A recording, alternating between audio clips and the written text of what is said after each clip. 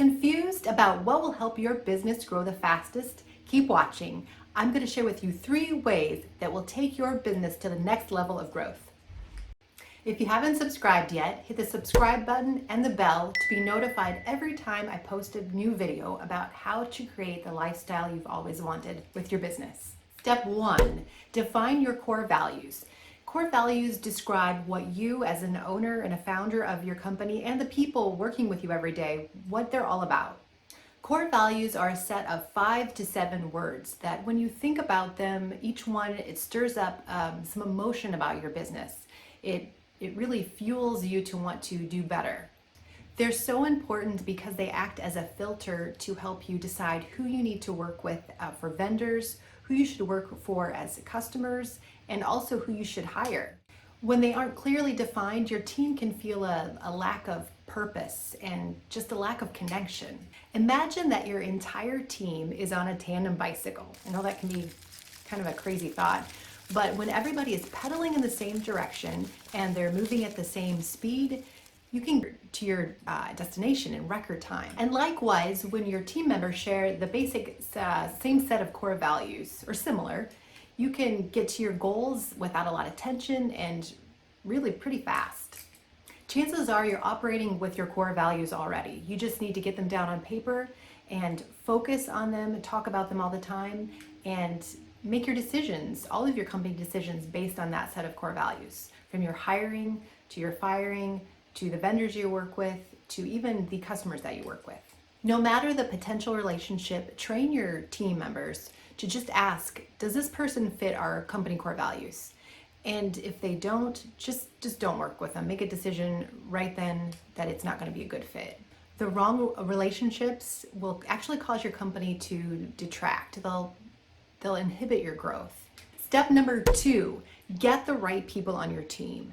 When you lack focus on who to hire, why to hire, what they should look like, and what your core values are, it all gets really confusing, and you end up hiring based on how much you like somebody instead of really how much they will help your team. This has actually gotten me in a lot of trouble in the past because I hire from what I call my mom perspective, and a mom says, "Oh honey, I know you're going to be great at this," but a boss says, "What are you doing now that proves to me you're going to be great at this?"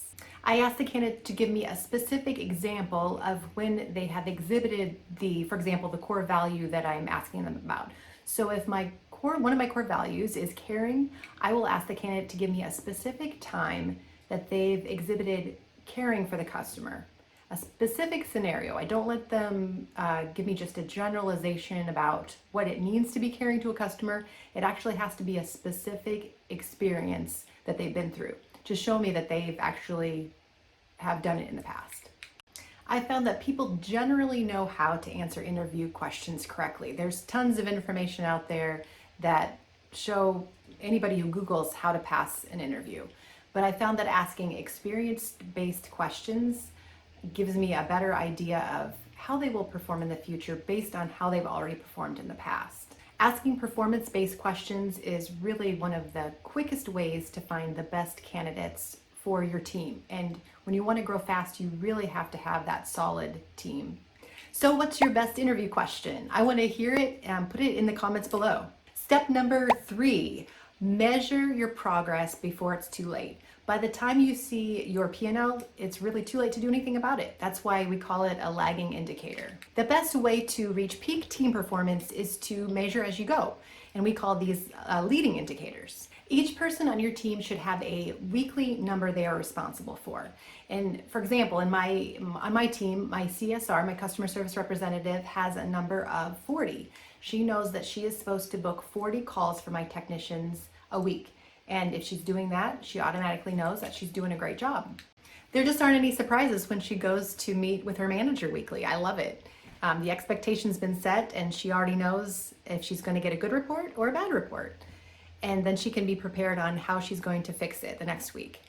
And I've really found that employees generally really like knowing if they're successful or not. They like having a number that tells them if they're doing a good job or not. It's setting a solid expectation that helps them know where they are. When these weekly targets from each position are compiled in a spreadsheet, it makes it super easy to see at a glance who needs help and who's doing really well.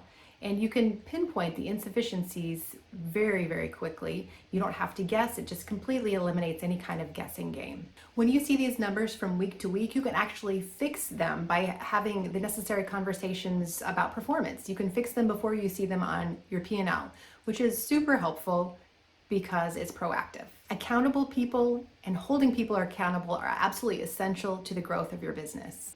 If you're struggling with growing your business, I would absolutely love to help you. Feel free to book a 1-hour strategy session with me by clicking on the link in the description box below.